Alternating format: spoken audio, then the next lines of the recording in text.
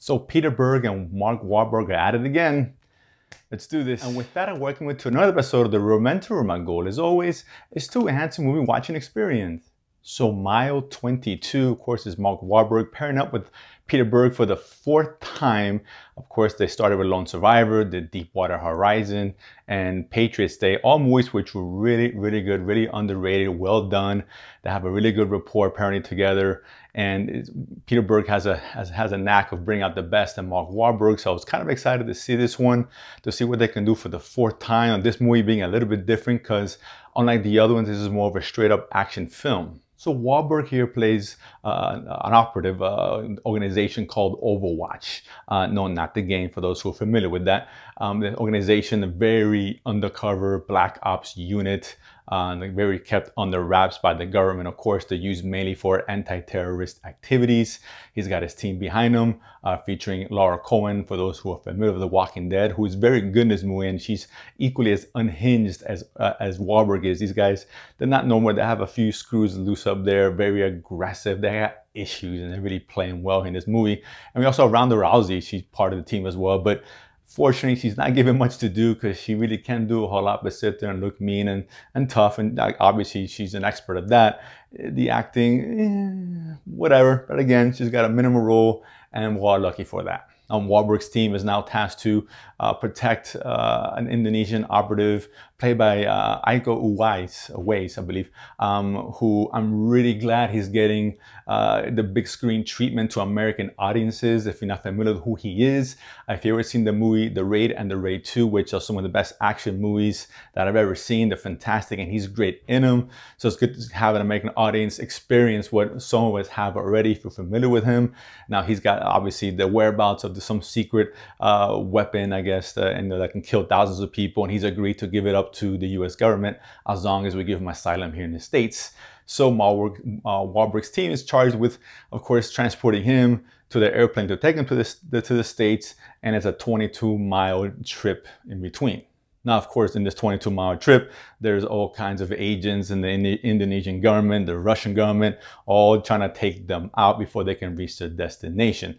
Now, from a story standpoint, this isn't as good as some of Peter Berg's prior films. This is not a character, not a heavy character development kind of movie. There are a lot of one-note characters, including Wahlberg himself, who is fine, and he does well in this movie, playing this kind of, again, this a little bit loopy, unhinged character. Is very aggressive, he's got issues, but it gets a little bit annoying at times, but that's okay. For the first 20 minutes or so, the movie is kind of trying to go through the motions, and that's just where the movie kind of fails in some respects, where the narrative is a little off. You're not really sure exactly what's going on. You're kind of thrown into the situation, and really you're there for the action, and that's where the movie excels, and that's fine if you're a great action fan like I am. It delivers a big time on this. Peter Berg does such a good job of directing the action, uses a lot of interesting angles and a lot of cameras that are set up everywhere, from the planes that are watching them to the cameras on the streets and etc., and combines them very well. Very quick editing, very frantic pace, which kind of elevates the tension because the last 40 minutes are really, really strong in this movie in terms of just pure action. And it's funny because Aiko's character, he's obviously on display here. For those who are unfamiliar with him, you get to see him kick a lot of ass. Now, my only complaint about the action is that some of the hand-to-hand combat is done a little bit of a disservice, because there's a lot of shaky cam, a lot of quick cuts and strange little edit choices that he makes, which kind of takes away from what could have been some really cool hand-to-hand combat, which is why Uwais is really known for. But there's still some cool moments in there, and this movie is heavy on the brutality. It's graphic, and it kind of reminded me of The Raid at some point, as far as some of the kills, some of the action sequences, particularly in the building where they're enclosed, and it kind of reminded me a lot of The Raid. I'm not sure that was a coincidence or they drew inspiration from that or not, given they had the main character in both movies. But it was really well done, really well shot, really well executed. The gunplay here is really good. The fight scenes, it just could have been filmed a little bit better, and overall it gives you a really good, exciting experience. No, at the end of the day, do I recommend this movie? I do. I mean, this is a good action movie. It's not going to make you forget about Mission Impossible or Fallout, of course. It's not on that level, but just from a pure action standpoint, it's graphic, it's brutal, and that's good. It's a hard R, and it's earned it, which I really liked on it. It elevated the material you're watching. Is really tense.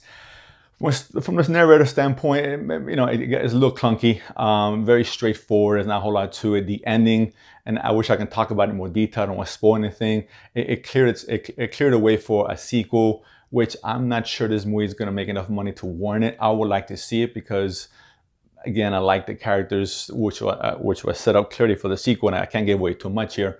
But it ends on an interesting note, clear setup, and like I said, they could have taken some turns here I wish I would have done, make things a little more complex, give us some more character development. But that notwithstanding, you're here to see the action. The action is well done, it's well shot, it's well made, it's exciting. It's definitely worth your time in the theaters. And if nothing else, definitely catches at home if it comes out on streaming service if you miss it in the theaters.